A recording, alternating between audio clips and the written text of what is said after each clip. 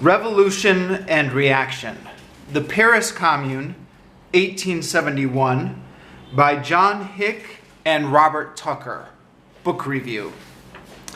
So this is an old book. This was published in 1971, which was at the time marking the 100th anniversary of the Paris Commune. Paris Commune was 1871, so 1971 was 100 years exactly.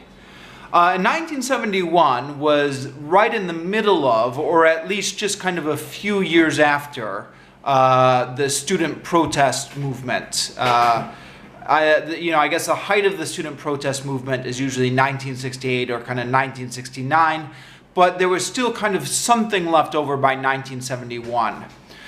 So it's an interesting little timepiece of a book that's kind of analyzing what happened in the Paris Commune, and also frequently comparing it to kind of what had just been happening in the late 60s or what was still kind of going on in 1971. It's a bit of an obscure book. I mean, it's no longer on the shelves, it's out of print, blah, blah, blah. I tracked this down on Amazon.com several years ago. I assume there are still plenty of copies that could be tracked down through Amazon or interlibrary loan if you're interested. I was going through a phase where I was quite interested in the Paris Commune, and so this is one of the books I tracked down during that period. A book starts off with the following words. This is kind of right in the editor's edition opening to the book. The history, the psychology, and the improvisations of the Commune will be compelling in the present period for any American reader disturbed by signs of constitutional crisis in the United States. To persons who see a century's growth in the scope and power of the presidency approach monarchical or fascistic proportions in the police, espionage, and war-making powers of that office, who see effected an unprecedented practical independence of the executive branch of the government from the safeguards of traditional checks and balances by Congress, and no less by the press, who see the role and responsibility of the elected representatives of the people gravely diminished as a great discussion of war and purse are veiled from concurrent public discussions, or who ask, how can a citizen make his government accountable to the nation's primary values and responsive to critics both internally and publicly? So that was meant all the way back in 1971 as a reason why American readers should be interested in the Paris Commune at that time. Arguably, a large portion of that still applies to today's political situation. So that was from the preface. The book itself is actually a collection of 21 different articles or things. It contains kind of some... Well, it contains a lot of things. 21 different, I'll call them articles. So I previously said that John Hick and Robert Tucker were the authors of this book. But yeah, they were actually the editors. There's kind of 21 different authors here. It's always difficult to review these collaborative books because there's 21 different things in here. And it's difficult to summarize. I mean, you almost have to go and give a mini review for each of the 21 different parts of the book, which I'm not going to do. I'll just kind of make a few brief comments. So because this was 1971, many of the articles, a lot of them, are comparing the Commune to the May 1968 revolution in France. Revolution is maybe being a bit generous, but the May 1968 insurrection in France. Because, yeah, that was still fresh in people's minds, obviously, and that was also right in Paris. So same Paris as the Paris Commune. Also, this was made during the Cold War, so there's a lot of material referencing how important the Paris Commune is to the Soviet Union and to Communist China. I didn't know this, but apparently, according to this book, the anniversary of the Paris Commune is a public holiday in China. I don't know if that's still true nowadays. Apparently it was true in 1971. Yeah, it's interesting. This is jumping out from the book and talking about my personal experience. I'm living in Ho Chi Minh City right now in Vietnam, and they have one of the squares in the center of the city is named the Paris Commune Square. So, you know, that's all the way over here in Vietnam. But it's interesting how kind of the mythology from this Paris Commune has kind of spread all over the world, even into Asian countries.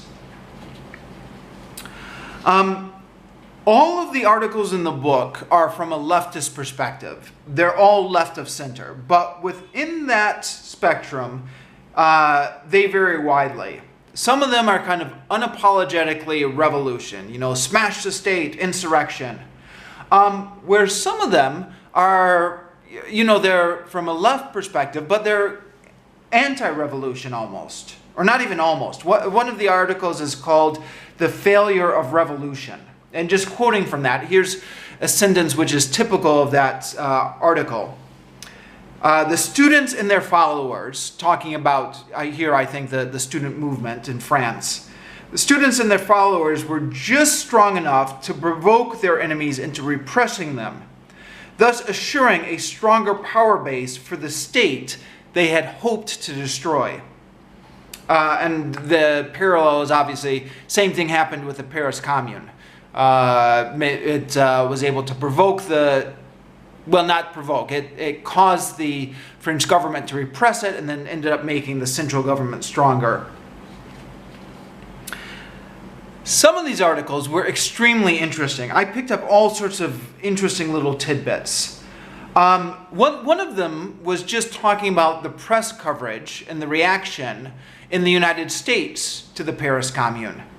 Now this is interesting. I bet you didn't know this, but it turns out that in 1871, in the United States, the Paris Commune received more newspaper headlines than any other issue in the United States for that year, except for political corruption.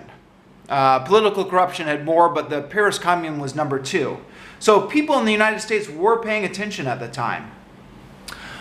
Some of these other articles were pretty boring. There was an article in here called "The Paris Commune and Marx's Conception of the Dictatorship of the Proletariat," which was, a little bit thick and difficult to read through. Some of these articles I thought were just garbage.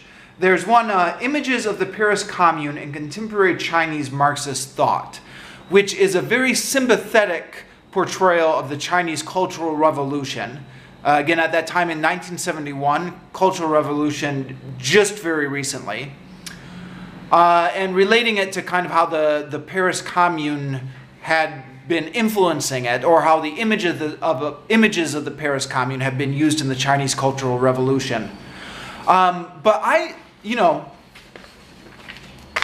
think it's pretty much universally agreed that the Chinese Cultural Revolution was awful, right? So yeah, I thought it was a little bit silly that there was an article in here that's sympathetic to the Chinese Cultural Revolution. Although I've got to say, I haven't researched it thoroughly, and I've met a couple of people who say the Chinese Cultural Revolution gets a bad rap. Actually, there were some positive things going on. Blah blah blah blah blah. That's certainly not my impression from the history classes I've went to. For me, though, the most interesting things in these books were the reprinted primary sources. So somebody went through the archives and dug up kind of primary stuff from back in the day, from 1871. So, for example, there is an interview that Karl Marx gave to the New York World in July in 1871, which is reprinted in its entirety in this book.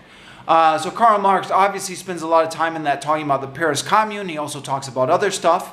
And it's just, yeah, this was like the journalism of the day. So you see the questions and the answers just kind of all printed out there. That was really interesting.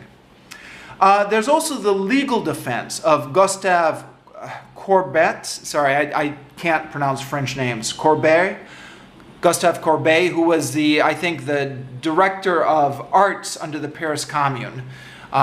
He got, after the fall of the Paris Commune, he was put on trial because he was accused of orchestrating the collapse of what was the name of it? There was like this triumphal tower to one of Napoleon's wars that the Paris Commune collapsed, and he was put on trial for it, and they reprinted his legal defense from that trial.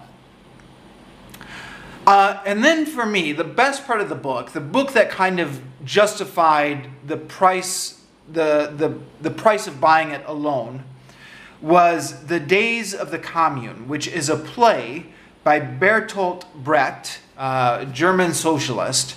And I had often heard of this play being referenced in other books on the Commune. They would talk about this famous play, but I could never track down the play itself. And then the whole play is just inside this book.